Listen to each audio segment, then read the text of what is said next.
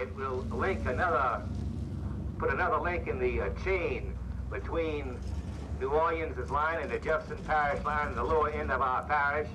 And certainly in the very near future, we will have a 4-lane highway from one end of our parish to the other. Thank you very much. Thank you, Sheriff. I see some other parish officials. District Attorney for Plaquemines Parish, Lee Perez. Lee and Brian, won't y'all come up here? Get your picture took. You don't know how good you look. And now, if we can, please, we'll have our good Secretary, Mr. Paul Hardy, do the official ribbon cutting ceremony. Jimmy couldn't make it today. He told me how to do it. Ready? Ready? Do it. 1, 2. When Perez was in his 70s, he realized that he could not go on forever, and yet he wanted his influence in the parish to continue. So he passed on the power, or at least attempted to his sons, Shallon and Lee. Shallon became president of the Plaquemine Parish Commission Council. Lee became district attorney. Perez arranged for them to be elected to these offices, and they owed their positions actually to him. No, next Tuesday is election day. Election day, right. So we'll have to wait till the next week maybe, huh? All right. Can we get together? Yes, and can I talk to you?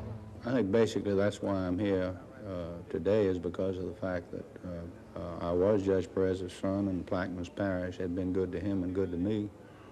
And when I was asked by him to take his place on the parish government, I did so. How would you describe yourself in comparison to him as a political leader? Oh, I think comparisons are odious, and I don't think I should be the one to compare myself to my father, but there's no question about the fact that I'm not the, I don't have the personality that my father had. I do believe I have a tremendous capacity and ability to work, and I do believe that I've been a very productive person, just as he was a very productive person. But I don't believe that I have the savoir-faire, you might call it, or the general personality and ability to get along with people as my father did. He was great at that.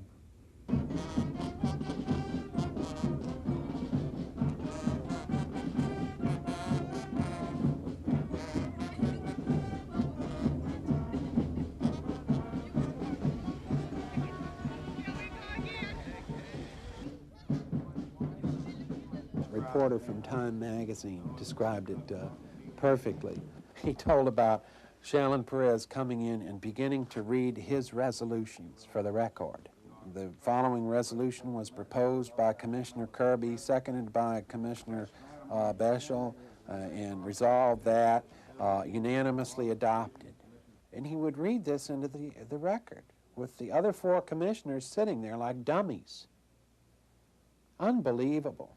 And he would make this record, and he'd read his resolutions into the record. Without any discussion? No, not only that, but Kirby or Beschel or whoever it might be would not have opened his mouth. Shallon would just be reciting. It would be a monologue on his part. And no one in living memory, up until about a year and a half ago or so, could recall anyone voting against the Perez administration. All votes are unanimous. This is how you prove your loyalty. The Perez brothers are very sophisticated people in an old traditional style. They're not the national cliche of the southern politician looking like Burl Ives in a white linen suit sitting on the porch with a mint julep. They're much more sophisticated than that, and yet they're very different. Lee Jr. is, in many ways, a more courtly gentleman. Many people describe him as being more outgoing. Almost an anachronism, someone who would probably be more at home in the 19th century, and a man of great family loyalty who speaks reverentially of his late father. Shallon Perez is a man who's involved in the detail work of parish government. His brother Lee forfeits most of the detail work in the district attorney's office to assistants, but sees his role as being more the symbol of power. He would enter a courtroom not to plead a case, but to sit in the benches and just stare at the jury, feeling that his presence was probably more compelling than anything he could say. But it could well be that the judge both realized that neither brother had the personality to be able to wield all of the power, nor did they have the ability to allow the other to wield all of that power. So he tried to create a balanced relationship.